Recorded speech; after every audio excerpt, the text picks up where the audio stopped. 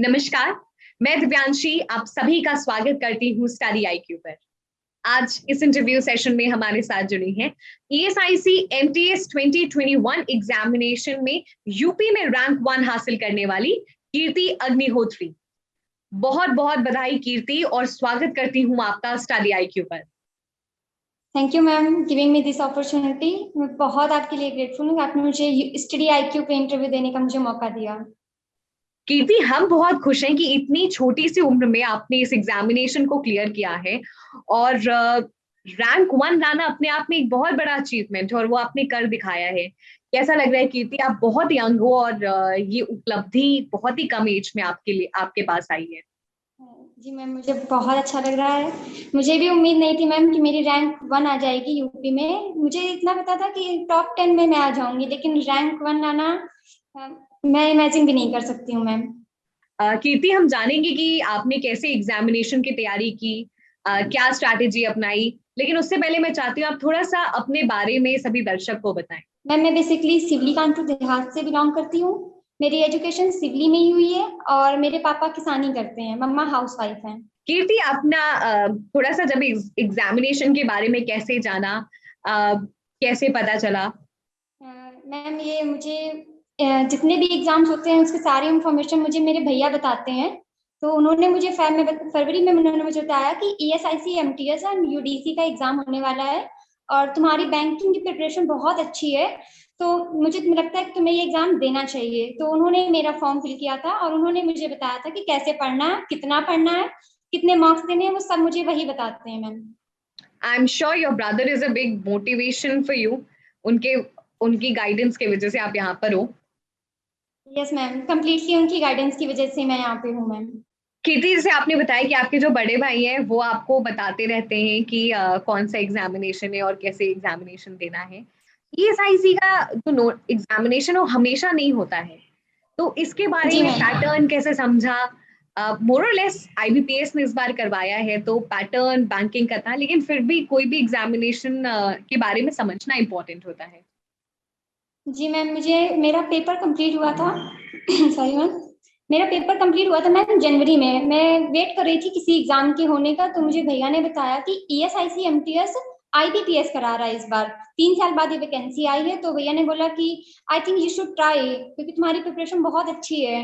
मैंने मैम पिछली साल बैंक के एग्जाम्स दिए थे, तो उन्होंने बोला कि प्रिपरेशन लेवल अच्छा है और ईएसआईसी का लेवल इजी टू मॉडरेट रहता है। तो उन्होंने बोला कि मुझे ट्राई करना चाहिए, तो बस फिर मैंने मैम फॉर्म फिल कर दिया था। सो कीर्ति, अगर किसी को इस एग्जामिनेशन की तैयारी करनी है तो what would be your suggestion, जो तैयारी की स्ट्रैटेजी आपने अपनाई थी? मैं रीजनिंग की स्टार्टिंग से बोलूँ तो रीजनिंग बहुत इजी आती है। स्टार्टिंग में इजी टू मॉडरेट लेवल आता है, प्री में भी बहुत इजी लेवल था एंड मेंस में भी ma'am easy to moderate level. किसी ने अगर बैंक की प्री की भी प्रिपरेशन की है तो उसका सिलेक्शन आराम से हो जाएगा। मैथ्स के लिए बोलूंगी कि थोड़ा सा प्रैक्टिस करने की जरूरत है, क्योंकि जितना अच्छी आपकी स्पीड होगी आपका टाइम सेव हो जाएगा। क्योंकि मैथ्स में मैम 15 to 20 क्वेश्चन सिंप्लीफिकेशन के आते हैं, तो उसमें तो आप जितना जल्दी आप कर सकते हो आपका टाइम सेव होगा, तो वो टाइम आप अपना रीजनिंग एंड इंग्लिश में इन्वेस्ट कर सकते हो। एंड मैम इंग्लिश के लिए मैंने न्यूज़पेपर रीडिंग किया, वोकैब की बुक से वोकैब लर्न की है और मैंने मॉक्स दिए हैं, और जीएस के लिए मैंने बुक्स पढ़ी हैं। सो कीर्ति, एग्जामिनेशन सबसे पहले मैं चाहती हूँ ये 2 फेज में होता है, तो जो अलग अलग जो फेज हैं, फेज 1 और फेज 2, उनके बारे में हम डिटेल में चर्चा करें। प्लस जो भी बैंकिंग के स्टूडेंट्स हैं, बैंकिंग एस्पिरेंट्स हैं, उनको भी एग्जामिनेशन अच्छे से they should give an attempt for this examination, क्योंकि पैटर्न बैंकिंग जैसा ही है। जी मैम। मैम मेरा बैंक का प्री का एग्जाम इसका 7 मई को हुआ था। मैम इजी लेवल था, 25 क्वेश्चन आते हैं पर सेक्शन 2 मार्क्स का होता है, मतलब 200 मार्क्स का, ओवरऑल 100 क्वेश्चन आते हैं। मैम सबसे पहले रीजनिंग सेक्शन बहुत इजी होता है, उसमें आराम से 15 to 20 मिनट्स में पूरा सेशन अटेम्प्ट किया जा सकता है। इसके बाद you can go through GS, क्योंकि जीएस का लेवल 5 to 10 मिनट ही लगते हैं उसे सॉल्व करने में।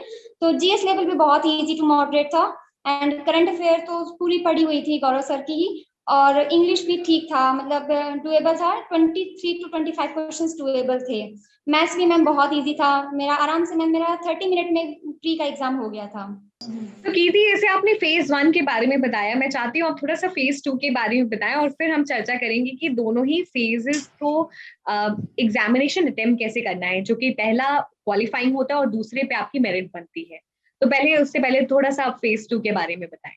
जी मैम, फेज 2 मेरा मैम 5 जून को हुआ था एग्जाम इसका। सेम इसमें भी मैम इसमें 200 क्वेश्चंस आते हैं, 50 section each, 50 reasoning, 50 English, 50 GS and 50 math.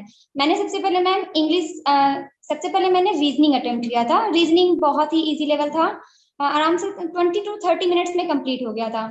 Then मैंने इसके बाद जीएस सेशन अटेम्प्ट किया। मैम जीएस सेशन अटेम्प्ट करने में बहुत इजी था, और उसमें तो जितने भी करंट अफेयर क्वेश्चन थे वो सारे गौरव गर्ग सर के पढ़ाए हुए थे, तो वो आसानी से अटेम्प्ट हो गए। एंड इसके बाद आई वाज सो हैप्पी कि मैंने 100 आउट ऑफ 100 अटेम्प्ट कर लिया था। एंड मेरे पास टाइम बहुत बच गया था, अप्रोक्सीमेट 1 आवर 30 मिनट्स मेरे पास शेव हो गए थे। फिर मैंने मैथ्स किया। मैथ्स करने के बाद सिर्फ इंग्लिश सेशन रह गया था। मैथ्स मेरा मैम 20 to 25 मिनट में कंप्लीट हो गया था। मेरे पास कंप्लीटली 1 आवर था इंग्लिश करने के लिए।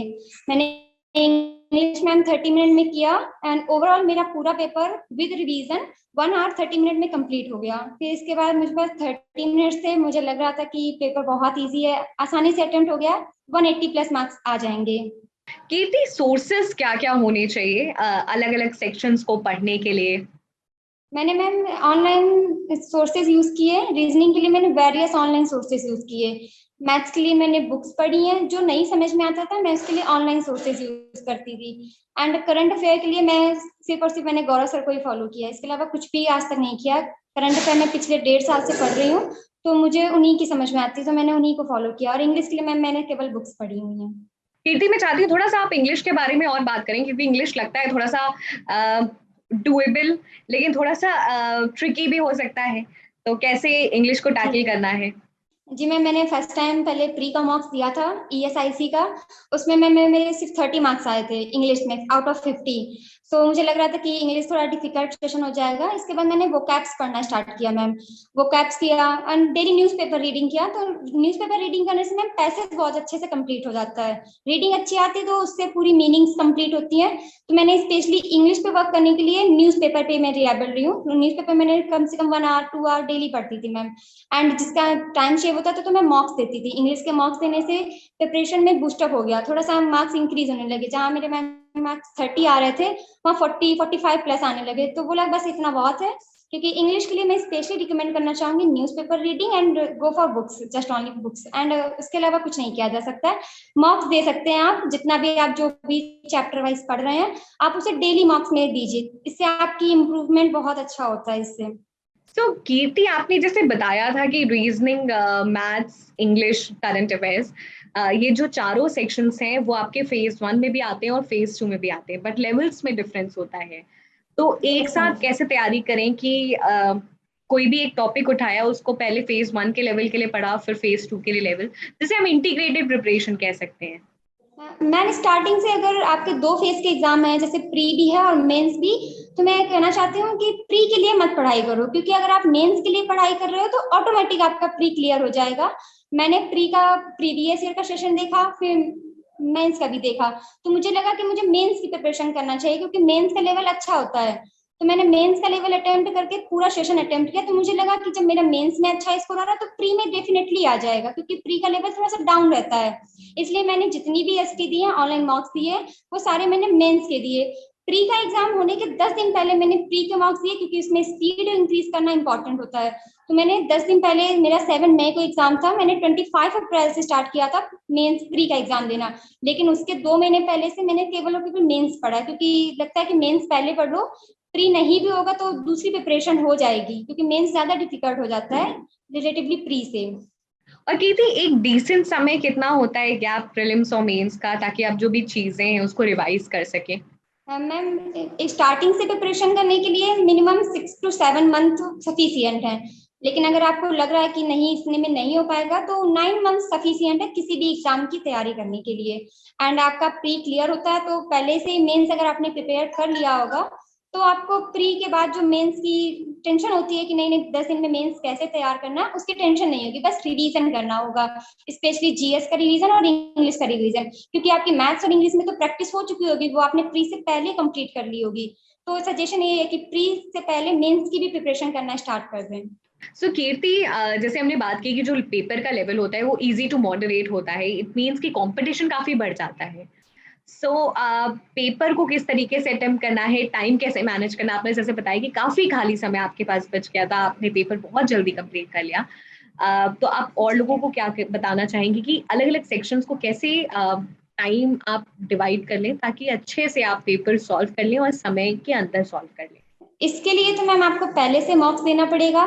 जिस दिन आपने एग्जामिनेशन फिल कर दिया, आपको लग रहा है कि पूरी स्ट्रेच ही बनानी पड़ेगी, सपोज दैट आपके पास 45 डेज लेफ्ट है आपका प्री एग्जाम होने में, तो पहले आप डिसाइड कर लो कि सबसे पहले रीजनिंग अटेम्प्ट करना है, डेली रीजनिंग की एसटी देना हुआ, तो कम से कम आप 2 आवर्स से लेकर के 3 आवर्स, अगर आप स्टार्टिंग लेवल पे हो तो डेली चैप्टर वाइज एसटी दो, इससे आपकी प्रिपरेशन में बहुत बूस्टअप होता है। मैंने खुद किया प्रैक्टिस, मुझे रीजनिंग बहुत डिफिकल्ट लगती थी। इंटर के बाद जब मैंने फर्स्ट टाइम वीडियो देखा था तो मुझे लगा था मुझे रीजनिंग नहीं आएगी, मुझे पॉसिबल नहीं है, मैं गवर्नमेंट एग्जाम की तैयारी नहीं कर सकती हूँ। लेकिन फिर मैंने मैम रीजनिंग पे बहुत वर्क किया है, मैं डेली डेली प्रैक्टिस करती थी, मॉक्स देती थी एंड बहुत प्रैक्टिस की है, तो लगा कि एक टाइम के बाद आपको सारी चीजें ईजी लगने लगती हैं।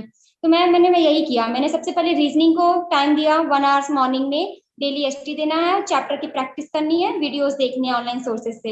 इसके बाद फिर रेस्ट करने के बाद फिर मैथ्स की प्रैक्टिस, क्योंकि इसमें तो बस आपकी स्पीड इंक्रीज मैटर रखती है। फिर मैंने मैथ्स के लिए भी मॉक्स दिए हैं, मैंने सबसे ज्यादा अभी तक मॉक्स दिए हैं, क्योंकि मेरी मॉक्स से बहुत अच्छी स्पीड हो जाती है। तो मैंने मैथ्स के सारे मॉक्स दिए, मैथ्स स्टार्टिंग से ठीक था मैम मेरा, इसलिए मैंने सारे मॉक्स दिए, कंप्लीट किए, जो चैप्टर मेरा नहीं आ रहा है मुझे, मैंने वो प्रैक्टिस किया। तो आपको भी जो भी प्री का एग्जाम देने जा रहा है या कोई भी, इसे टाइम मैनेज करने के लिए सबसे पहले है कि चैप्टर वाइज प्रैक्टिस करना है और उसके बहुत सारे मॉक्स देने हैं, ताकि आपको जब आप मेंस के एग्जामिनेशन माहौल में बैठो तो आपको ये नहीं फील हो रहा हो कि मैं यहाँ पे प्रैक्टिस करने आया हूँ या रियलिटी में एग्जाम देने आया हूँ। आप ये फील कर रहे हो कि कोई बात नहीं, जैसे घर में एसटी देते हैं वैसे यहाँ पे भी ऑनलाइन एसटी देना है, टाइम मैनेज करना है, प्रेशर नहीं लेना है बिल्कुल भी। कीर्ति, किस तरीके से आपने जैसे बताया कि आपने पूरी की पूरी तरीके से खाली करंट अफेयर्स गौरव सर का पढ़ा, समझना चाहूंगी कि बहुत सारे सोर्सेज अवेलेबल हैं, then why did you decide to pay for Gaurav sir जबकि इतने सारे सोर्सेज फ्रीली अवेलेबल हैं? मैंने मैम इंटर के बाद मैंने अपने भैया से सुना था, वो एक बार जब सर गौरव सर यूट्यूब पर पढ़ाते थे तो मेरे भैया ने उन्हें फॉलो करना स्टार्ट किया था। भैया ने बोला कि गौरव सर हैं यूट्यूब पर, एक चैनल है स्टडी IQ, वो बहुत अच्छी करंट अफेयर पढ़ाते हैं, क्योंकि मैं इंटर के बाद तो कुछ पता नहीं होता कि बच्चे को क्या करना है, कहाँ कौन सी स्ट्रीम में जाना है, तो मुझे मेरे भैया ने बोला कि स्टडी IQ फॉलो करना स्टार्ट करो। तो तब सर स्टडी IQ पे ही पढ़ाते थे डेली यूट्यूब पर, तो मैंने उन्हें फॉलो करना स्टार्ट किया। उनके पढ़ाने का मेथड बहुत अच्छा है, तो फिर जब उन्होंने वहां से पढ़ाना बंद कर दिया तो मैंने ऐप से उनका वीडियो खरीदा, पूरा परचेज किया। मुझे करंट अफेयर सबसे अच्छी उन्हीं की समझ में आती है, मैंने एक दो सोर्सेस फॉलो भी किए, लेकिन एक दो दिन के बाद समझ में आया कि मुझसे नहीं होगा, गौरव सर बेस्ट है करंट अफेयर से रिलेटेड, वो चीजों को रिलेट करते हैं, एक करंट अफेयर पढ़ाते हैं तो उसके साथ में 4 से 5 करंट अफेयर एक्स्ट्रा बता देते हैं, तो वो आपके माइंड में स्टक कर जाता है। एंड आप एग्जामिनेशन हॉल में जब आप करंट अफेयर का क्वेश्चन देखते हो तो विदाउट सीइंग एनी ऑप्शन आप आराम से क्लिक कर सकते हो, लगता है कि सर ने पढ़ाया हुआ है, ये तो आराम से क्वेश्चन इजी है, आराम से हो जाएगा। We are very glad, Kirti, that we've been part of your success story. और मुझे लगता है गौरव सर भी he is very proud of you because you have secured such an amazing rank 1. Yes कितनी मैम। स्पीड और accuracy का कैसे तालमेल बनाया जाए, सामंजस्य बनाया जाए? मैम इसके लिए तो सिर्फ ये है कि आपको बुक से भी पढ़ना पड़ेगा, आप ऑनलाइन सोर्सेज पे तो रिलायबल हो सकते हैं, लेकिन ऑनलाइन सोर्सेज के अलावा आप घर में कितनी प्रैक्टिस करते हैं ये ज्यादा इंपॉर्टेंट है। मान लो आपने 2 घंटे आपने ऑनलाइन प्रैक्टिस क्लास कर ली, लेकिन इंपॉर्टेंट है कि आप घर में भी प्रैक्टिस कर रहे हो या नहीं। 2 घंटे आपने ऑनलाइन देखा तो कम से कम 1 से 1.5 घंटा आपको घर पे प्रैक्टिस करना पड़ेगा, आपको डेली बेसिस पे प्रैक्टिस करना पड़ेगा, रेगुलरिटी लानी पड़ेगी आपको। ये नहीं कि आप आज प्रिपरेशन कर रहे हो कल लीव कर दिया, ठीक है परसों प्रिपरेशन करेंगे, ये नहीं है, कंसिस्टेंसी लानी पड़ेगी, बहुत अच्छे से प्रिपरेशन करना पड़ेगा डेली बेसिस की। कंसिस्टेंसी लानी पड़ेगी और बहुत सारी प्रैक्टिस करनी पड़ेगी, तभी जो कहते हैं स्पीड और एक्यूरेसी का कैसे तालमेल बिठाया जाए वो बनेगा। Yes ma'am. सेशन के एंड में ही कीर्ति, फाइनल टिप सजेशन आप सभी को देना चाहेंगी? मैम मैं यही बोलना चाहती हूँ हर एक स्टूडेंट से कि गिव अप मत करो, प्रैक्टिस मॉक करोगे, शायद आपके एक दिन मार्क्स कम आ रहे हैं, बहुत कम भी आ रहे हैं, तो डिप्रेशन में जाने की जरूरत नहीं है। आप डे बाय डे इंक्रीज कर सकते हो अपने marks with lots of practice and lots of patience. तो मैं यही बोलना चाहती हूँ हर एक स्टूडेंट्स को जो इस वक्त प्रिपरेशन की तैयारी कर रहा हो आराम से एग्जामिनेशन की, तो उससे बोलना चाहती हूँ कि सारे मार्क्स तो चैप्टर वाइज प्रिपरेशन करो, क्योंकि चैप्टर वाइज प्रिपरेशन करने से आपकी प्रिपरेशन इंक्रीज होती है और आपकी स्पीड भी अच्छी होती है, टाइम भी आपका बचता है। एंड बस प्रैक्टिस करते रहो, आज नहीं तो कल सबको मिल जाएगा जो भी वो चाहता है। Thank you so much Kirti for joining us in this interview session. बहुत ही अच्छा लगा आपसे बात करके, एंड पूरी टीम की तरफ से ढेर सारी शुभकामनाएं। Thank you Kirti.